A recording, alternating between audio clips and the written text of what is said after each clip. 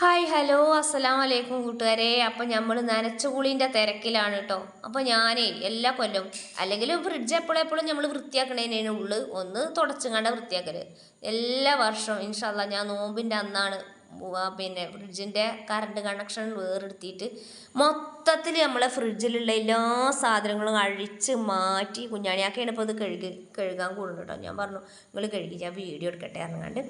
കുഞ്ഞാണിയൊക്കെ ഞാൻ ഉരച്ച് നല്ലതുപോലെ ഉള്ളും പുറമൊക്കെ ഉരച്ച് കഴുകി തുടച്ചുണ്ട് വൃത്തിയാക്കിയിട്ട് പുറം വരെ നല്ലോണം കഴുകി. മറ്റേ നമ്മൾ ഇതിങ്ങനെ ഇങ്ങി വരുമ്പോൾ എന്ന് പറഞ്ഞാൽ ഒന്ന് മുഷിഞ്ഞ് വരുമ്പോൾ കോട്ടൺ തുണി വെച്ചിട്ട് സോപ്പ് വെള്ളത്തിൽ മുക്കിയിട്ട് അങ്ങനെ കഴുകാറുണ്ട് സാധാരണ. ഈ നോമ്പിൻ്റെ അന്ന് ഞാൻ അങ്ങനെയല്ല, മൊത്തത്തിൽ അതുപോലെ തന്നെ നമ്മുടെ ഗ്യാസ് അടുപ്പ് അതുപോലെയുള്ള കാര്യങ്ങൾ ഉരച്ച് കഴുകുകയാണെങ്കിൽ അത്രയും നല്ലതാണ് കേട്ടോ. നമ്മളെങ്ങനെ വെല്ല തുടച്ചാലും അതിമേക്ക് അഴുക്കുകൾ ഉണ്ടാവും. കമ്പിയും ബ്രഷും ഇട്ട് ഉരച്ച് കഴുകി പിന്നെ ഫ്രിഡ്ജിൻ്റെ ബേക്കിലുള്ള ഈ സാധനം വെള്ളം ഉണ്ടല്ലോ അതിപ്പോൾ നമ്മളെന്തായാലും വൃത്തിയാക്കുമല്ലോ. അത് ഞാൻ അതിന് കോരി മാറ്റി തുണിയൊക്കെ വെച്ച് പിഴിഞ്ഞാണ് എടുക്കൽ. ഇതിപ്പോൾ ഫ്രിഡ്ജ് പിന്നെ ഇങ്ങോട്ട് ചെരിച്ച് വെച്ചിട്ട് അതിൻ്റെ ബേക്ക് ഭാഗം കുഞ്ഞാണിയാക്ക സ്കൂറൊക്കെ ഉപയോഗിച്ച് ആ സാധനം എടുത്ത് അതൊക്കെ കഴുകി തുടച്ച് വൃത്തിയാക്കി ഉണക്കി. അതിൽ നിന്ന് കിട്ടിയ ചളി കണ്ടില്ല നിങ്ങൾ എത്ര എന്നറിയോ ഇതിൻ്റെ ബാക്കിലൊക്കെ ഉള്ള പൊടികൾ. പിന്നെ ഇപ്പോൾ നമ്മളതൊരു കുഞ്ഞു ഷെഡല്ലേ, അപ്പോൾ അതിൻ്റേതായ കാര്യങ്ങൾ പൊടികളൊക്കെ കൂടും. പിന്നെ നല്ല ടൈലും വാർപ്പൊക്കെ ഉള്ള വീടാണെങ്കിൽ എന്താ പറയുക അത്ര തന്നെ പൊടികളൊന്നും ഉണ്ടാവില്ല. അപ്പോൾ ഈ സാധനങ്ങൾ മുഴുവൻ അതിൻ്റെ ഉള്ളിൽ ഫിറ്റ് ചെയ്തതായിരുന്നു. അതൊക്കെ പറിച്ചെടുത്ത് കഴുകി ഞാൻ വൃത്തിയാക്കി വെയിലത്ത് വെച്ച് ഉണക്കി ഓരോന്നോരോന്നും ഞാൻ അതിൻ്റെ ഉള്ളിൽ ഫിറ്റ് ചെയ്യാണ് കേട്ടോ. അപ്പോൾ നമ്മളെ റമദാൻ മാസത്തിൽ നമുക്ക് ഒരുപാട് എന്താ പറയുക 11 മാസം നമ്മൾ ഭക്ഷണം കഴിച്ച് ഈ ഒരു മാസം നമ്മൾ പിന്നെ നോമ്പെടുക്കാൻ പോവുകയാണല്ലേ. അപ്പോൾ കൂടുതലും എൻ്റെ ഫ്രിഡ്ജിലൊക്കെ ഉണ്ടാകുക എന്ന് പറഞ്ഞിട്ടുണ്ടെങ്കിൽ ഫ്രൂട്ട്സ് ആയിരിക്കും കേട്ടോ. ഫ്രൂട്ട്സ് അതുപോലെ നട്ട്സുകൾ കാര്യങ്ങളായിരിക്കും ഫ്രിഡ്ജിലുണ്ടാകുക. പിന്നെ ഫ്രീസറിൽ ചിക്കനോ ബീഫോ ആയിട്ട് എന്തെങ്കിലുമൊക്കെ ഉണ്ടാവും കേട്ടോ. കാരണം അതൊന്നും ഇല്ലാതെ നമ്മളെ കൊണ്ട് നോമ്പെടുക്കാൻ കഴിയില്ല. അത് വിചാരിച്ച് ഒന്നായിട്ട് കഴിക്കുകയല്ല കേട്ടോ, വാരി വലിച്ച് കഴിക്കുകയല്ല, എന്തെങ്കിലും ഒരു ലേശമൊക്കെ. അപ്പോൾ ഇങ്ങനെ എല്ലാവരും ഫ്രിഡ്ജ് വൃത്തിയാക്കിക്കൊണ്ട് നല്ലോണം വൃത്തിയാവും.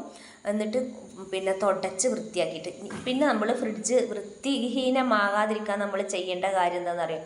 ഓരോ സാധനം നമ്മളതിന് എടുക്കുമ്പോഴും വെക്കുമ്പോഴും കൈ നനവില്ലാതെ തുടച്ച് വൃത്തിയാക്കി ഉണങ്ങിയ കൈ കൊണ്ട് വേണം നമ്മളിതൊക്കെ ചെയ്യാൻ കേട്ടോ, ഇതിലേക്ക് എടുത്ത് വെക്കാൻ. ഇപ്പോൾ മുട്ടയൊക്കെ നമ്മൾ ഫ്രിഡ്ജിൻ്റെ ഉള്ളിലേക്ക് വെക്കണം, കാരണം പുറത്ത് നല്ല ചൂടാണല്ലോ. അതുകൊണ്ട് മുട്ടയൊക്കെ പെട്ടെന്ന് കേട് വരും കേട്ടോ. ഇപ്പോൾ കഴിയണത് എല്ലാവരും നാടൻ മുട്ട വാങ്ങി കഴിക്കാൻ നോക്കുക. അപ്പോൾ അതാ എൻ്റെ ഫ്രിഡ്ജിൽ. പിന്നെ ഉള്ളികൾ വർഗ്ഗങ്ങളുണ്ടല്ലോ, ഉള്ളി വെളുത്തുള്ളി അതൊന്നും ഞാൻ ഫ്രിഡ്ജിൽ വെക്കൂല കേട്ടോ. അതൊന്നും ഫ്രിഡ്ജിൽ വെക്കേണ്ട ഒരു കാര്യമല്ലേ.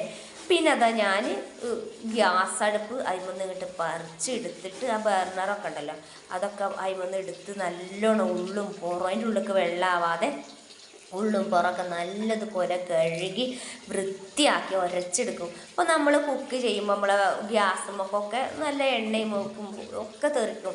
അപ്പോൾ നമ്മൾ എന്ത് ചെയ്യും, തൽക്കാലം നമ്മൾ പാത്രം കഴുകാൻ ചണ്ടിയിട്ടൊന്നും വെല്ലണ്ട് ഉരച്ച് കഴുകി തുടച്ചെടുക്കും. പക്ഷേ നമ്മൾ വർഷത്തിൽ ഒരിക്കലെങ്കിലും നമ്മൾ ഈ സാധനങ്ങൾ ഇങ്ങനെ കഴുകണം, നല്ലപോലെ വെള്ളം ഒഴിച്ച് ഇവരെയൊക്കെ ഒന്ന് കുളിപ്പിച്ച് വൃത്തിയാക്കണം. അപ്പോൾ നമ്മൾ എങ്ങനെ തുടച്ചാലും പിന്നെ നമ്മുടെ അടുപ്പിൻ്റെ അടിയിൽ ഇങ്ങനെ പിടിച്ചിട്ടുണ്ടാകും. ഇതിപ്പോൾ എന്താ പറയുക ഉച്ച മാത്രമല്ല നനവൊക്കെ തട്ടി എന്താ പറയുക കരിമ്പനടിക്കല്ല, എന്താ അതിന് പറയുക ഒന്ന് പറയുമല്ലോ, അതിന് അങ്ങനെ വന്നതാണത്. അത് ഉരച്ചാൽ പോവൊന്നുമില്ല, എന്നാലും നല്ലോണം ഉരച്ച് വെള്ളം പാർന്ന് കഴുകി വൃത്തിയാക്കി വെയിലത്ത് വെച്ച് ഉണക്കി ഗ്യാസും ഫിറ്റ് ചെയ്തിട്ടോ.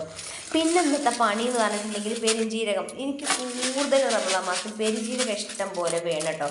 കാരണം ഞാൻ ഇറച്ചിയിലൊക്കെ നല്ലതുപോലെ പെരുംജീരകം നമ്മുടെ ശരീരത്തിന് നല്ലൊരു സാധനമാണ് കേട്ടോ. ഇത് നല്ലൊരു സാധനമാണ് ശരീരത്തിൽ ഇത് കഴിക്കുന്നത്. ഇറച്ചിയിലൊക്കെ നമ്മളിത് ധാരാളം ഇടുകയാണെങ്കിൽ നല്ലൊരു കുത്തൽ വരും കേട്ടോ. അപ്പോൾ കുത്താൻ മാത്രം ഇടണ്ട. അപ്പോൾ ഇതിലൊക്കെ നല്ല അഴുക്കുണ്ട്. കഴുകി നല്ലോണം തിരുമ്മി 3-4 പ്രാവശ്യം കഴുകി ഇങ്ങനെ വാരണം കേട്ടോ.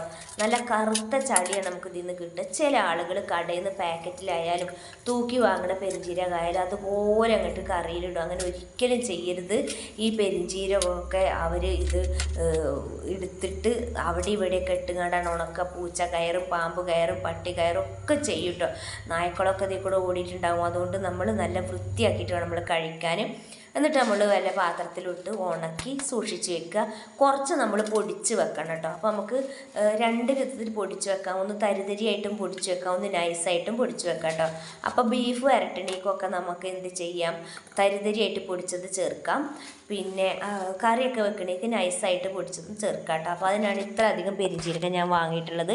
പിന്നെ മല്ലി പൊടിക്കുമ്പോൾ ഇറച്ചിക്കുള്ള മല്ലിപ്പൊടിയിൽ നമ്മൾ ഓൾറെഡി പെരിഞ്ജീരകം ഇട്ടിട്ടാണ് പൊടിക്കുക. എന്നാലും കറി വെക്കുമ്പോൾ നമ്മൾ പിന്നെയും പെരിഞ്ജീരകം പൊടി ഇടും.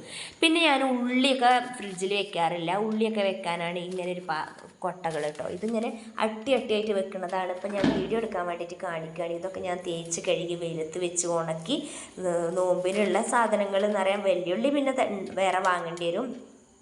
ഇനിയിപ്പോൾ നോമ്പാണല്ലോ, കുറച്ചധികം ചെറിയ ഉള്ളി കുറച്ചധികം വെളുത്തുള്ളിയൊക്കെ വാങ്ങി അതൊക്കെ ചേറി അതിൻ്റെ തൊലിയൊക്കെ കളഞ്ഞ് വൃത്തിയാക്കി വെച്ചു. അപ്പോൾ നോമ്പിനുള്ളൊരു മുന്നൊരുക്കാണ് കേട്ടോ മക്കളെ ഇതൊക്കെ. അപ്പോൾ എല്ലാവർക്കും സാധനങ്ങളൊക്കെ കിട്ടിയോ? എല്ലാവർക്കും സാധനങ്ങളൊക്കെ കിട്ടട്ടെ. നോമ്പ് നോക്കാൻ ഇതുപോലെയുള്ള സാധനങ്ങളൊക്കെ നമുക്ക് അത്യാവശ്യമാണ് അല്ലേ. അപ്പോൾ എല്ലാവർക്കും നല്ല സാധനങ്ങളൊക്കെ കിട്ടാൻ പഠിച്ചവൻ്റെ അനുഗ്രഹം ഉണ്ടാവട്ടെ. നോമ്പൊക്കെ സുഖമായിട്ട് നോക്കാനും അതുപോലെ തന്നെ നമ്മളെ മനസ്സൊക്കെ ക്ലീൻ ആക്കാനും ഒക്കെ എല്ലാവർക്കും സാധിക്കട്ടെ. അപ്പോൾ നല്ല പുണ്യമാസമാണ്. നന്മകൾ ചെയ്യുക, സക്കാത്ത് ചെയ്യുക, കഴിയണ മാതിരിയൊക്കെ നമ്മൾ നോമ്പ് എടുക്കണം നിർബന്ധമായിട്ടും. അപ്പോൾ അതാ ഇങ്ങനെയുള്ള കാര്യങ്ങളൊക്കെ ഒരുങ്ങിട്ടോ.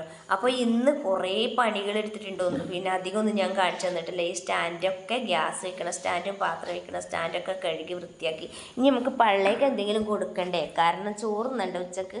അപ്പോൾ അതാ ചീര താളിക്കുകയാണ്. അപ്പോൾ ചീരൻ്റെ തണ്ടുണ്ടല്ലോ, മൂട്ടത്തെ തണ്ട്, അത് വേറെ അരിഞ്ഞിക്കണ്.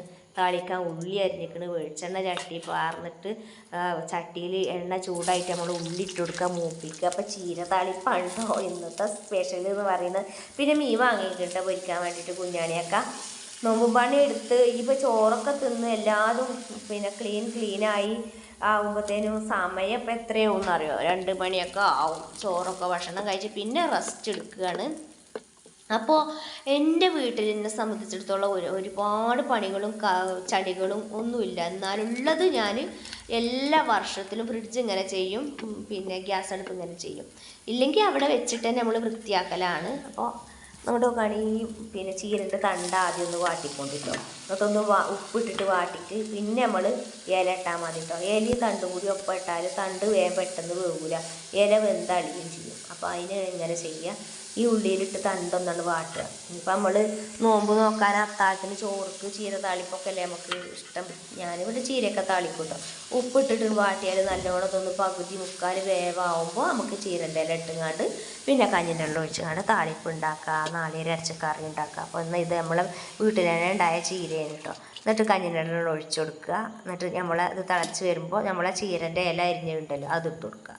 അപ്പോഴേ വേഗ് പാകാവുള്ളൂ. മറ്റല്ലാതെ തണ്ടും ചീരൻ്റെ ഇലയും ഒരുമിച്ചിട്ടാൽ ഒരിക്കലും അത് വേഗ് പാകമായി കിട്ടൂല. അതുകൊണ്ടാണ് കേട്ടോ ഞാൻ അങ്ങനെ പറഞ്ഞത്. അപ്പോൾ അതാ നമ്മൾ ചീരക്കറി റെഡിയായി. മീൻ പൊരിക്കണം, ചോറ് വെക്കണം, എല്ലാ പണിയുണ്ട്. രാവിലെ ഉണ്ടായിന്. രാവിലെ എന്താ പറയുക, ചായക്കടി ചപ്പാത്തി ഉണ്ടാക്കിന് കേട്ടോ. അത് 2-3 എണ്ണം തിന്നിരുന്നു. എന്നാലും വള്ളൻ്റെ ഉള്ളിൽ കൂടെ ഭയങ്കര വിശപ്പ്. അപ്പോൾ ചോറ് ഉണ്ണണം എന്തായാലും നല്ലോണം വയറ് നിറച്ച്. പിന്നെ ഒരു ഉപ്പേരി ഉണ്ടാക്കുകയാണ്. കിഴങ്ങുണ്ടായിരുന്നു കൊണ്ടുവന്ന് വെച്ചിട്ട് മുളച്ചിരുന്നു. പിന്നെ നമ്മളെ പയറും ഒരു 3-4 പയറും ഉണ്ടായിരുന്നു. അതൊക്കെ പാടെ ഇട്ടുങ്ങാണ്ട് ഒരു ഉള്ളിയൊക്കെ ഇട്ടുങ്ങാണ്ട് ഒരു ഉപ്പേരി ഉണ്ടാക്കാൻ വിചാരിച്ചു. കിഴങ്ങ് കുറേ കാലം കൊണ്ടുവന്ന് വെച്ചാൽ മുളക്കും. ചിലവർ അറിയണേക്കാ മുളച്ച കിഴങ്ങ് ഉപ്പേരി വെക്കാനും കറി വെക്കാനും പാടില്ല, കേടാണല്ലോ. ഞാനതൊന്നും നോക്കലില്ല. ഞാനിതാ കിഴങ്ങും ഉള്ളിയും ആ പയറും ഒക്കെ പാടിട്ടുണ്ട് ഒരു പലവക ഉപ്പേരി. അല്ലാതെ പയറ് മാത്രം ഉപ്പേരിക്ക് തികയില്ല, കിഴങ്ങ് മാത്രം ഉപ്പേരിക്ക് തികയില്ല, ഉള്ളിയില്ല. അപ്പോൾ പിന്നെ ഒക്കെ പാടിട്ടുങ്ങാണ്ട് എല്ലാം ഓരോന്ന് എടുത്തുങ്ങാണ്ട് ഉള്ളത് അതുകൊണ്ട് ഒരു പലവക ഉപ്പേരി. പച്ചമുളകും കീറിയിട്ട് ഉപ്പ് ഇട്ടുകൊണ്ട് വേവിച്ചുങ്ങാണ്ട് കുറച്ച് പച്ച വെളിച്ചെണ്ണയാണ് ഉറ്റിക്കന്നെ. അതല്ലെങ്കിൽ ഇതരിഞ്ഞിട്ട് കടുക് പൊട്ടിച്ചിട്ട് അയക്കതുണ്ട് ഇട്ട് ഇളക്കുക. അങ്ങനെ ആയാലും ഉപ്പേരിയാവും. ഞാൻ കരിവേപ്പിലയും കടുകും പൊട്ടിച്ചിട്ട് അയക്കാണ് കേട്ടോ കഷ്ണങ്ങൾ ഇട്ട് കൊടുത്തത്. ഇങ്ങനെ രസമാണ് കേട്ടോ, മെഴുക്ക് പുരട്ടി എന്നും പറയാം. അപ്പോൾ മക്കളെ ഇതൊക്കെ തന്നെയാണ് ഇന്നത്തെ വീഡിയോ അറിയട്ടോ. നനച്ചുള്ളി ഒരുപാട് ജോലികൾ എടുത്തിട്ടുണ്ട്. ഒക്കെ ഒന്നും ഞാൻ വീഡിയോ കാണിച്ചിട്ടില്ല കേട്ടോ. അപ്പോൾ തട്ടലും കൊട്ടലും എല്ലാം തന്നെ കഴിഞ്ഞു. ഇനി കുറച്ച് ജോലികളേ ഉള്ളൂ കേട്ടോ. അതും കൂടി ചെയ്യണം, എന്നാലും ഒരു സമാധാനമാണ്. ഇനി നോമ്പിനാകെ ദിവസങ്ങളല്ലേ ഉള്ളൂ, അധികമൊന്നും ഇല്ലല്ലോ. അപ്പോൾ കുഞ്ഞാണിയൊക്കെ മീനൊക്കെ വാങ്ങി തന്ന് അതിലിടക്ക് നന്നാക്കി അത് പൊരിച്ചെടുക്കുകയാണ്. അപ്പോൾ പണി കഴിഞ്ഞു. എനിക്ക് പിന്നെ എന്തെങ്കിലും വെള്ളം ഇങ്ങനെ കുടിച്ചാൽ വിശപ്പ് മാറും. കുഞ്ഞാണിയാക്കാക്ക് ചോറ് കൊടുക്കണ്ടേ. എൻ്റെ കാര്യം മാത്രം ഞാൻ നോക്കിയാൽ പോരല്ലോ.